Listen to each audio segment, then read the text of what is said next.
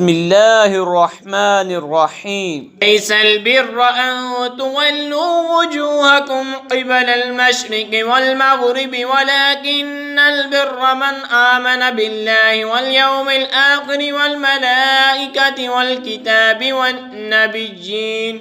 کچھ اصل نیکی یہ نہیں کہ منہ مشرق یا مغرب کی طرف کرو، ہاں اصل نیکی یہ کہ ایمان لائے اللہ اور قیامت اور فرشتوں اور کتاب اور پیغمبروں پر۔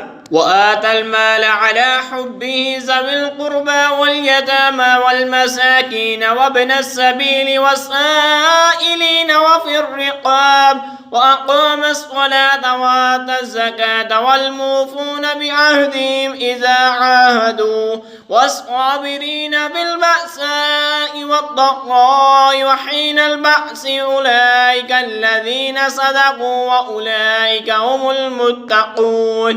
اور اللہ کی محبت میں اپنا عزیز مال دے، رشتہ داروں اور یتیموں اور مسکینوں اور راہگیر اور سائلوں کو، اور گردنیں چھڑانے میں اور نماز قائم رکھے اور زکوٰۃ دے، اور اپنا قول پورا کرنے والے جب عہد کریں، اور صبر والے مصیبت اور سختی میں اور جہاد کے وقت یہی ہیں جنہوں نے اپنی بات سچی کی اور یہی پرہیزگار ہیں۔ يا أيها الذين آمنوا كتب عليكم القصاص في القتلى الحر بالحر والعبد بالعبد والأنثى بالأنثى فمن عفي له من أخيه شيء فاتباع بالمعروف وأداء إليه بإحسان ذلك تخفيف من ربكم ورحمة فمن اعتدى بعد ذلك فله عذاب أليم۔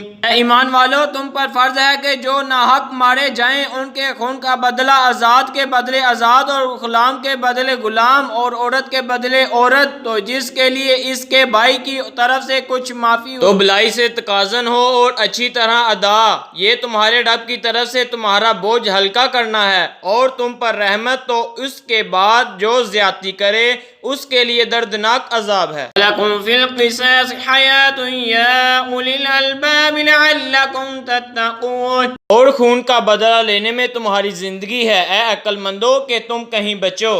كتب عليكم إذا حضر أحدكم الموت إن ترك خيرا الوصية للوالدين والأقربين بالمعروف حقا على المتقين۔ تم پر فرض ہوا کہ جب تم میں کسی کو موت آئے، اگر کچھ مال چھوڑے تو وصیت کر جائے اپنے ماں باپ اور قریب کے رشتہ داروں کے لیے موافق دستور، یہ واجب ہے پرہیزگاروں پر۔ فَمَن بَدَّلَهُ بَعْدَمَا سَمِعَهُ فَإِنَّمَا إِثْمُهُ عَلَى الَّذِينَ يُبَدِّلُونَهُ إِنَّ اللَّهَ سَمِيعٌ عَلِيمٌ۔ تو جو وصیت کو سنا کر بدل دے اس کا گناہ انہیں بدلنے والوں پر ہے، بے شک اللہ سنتا جانتا ہے۔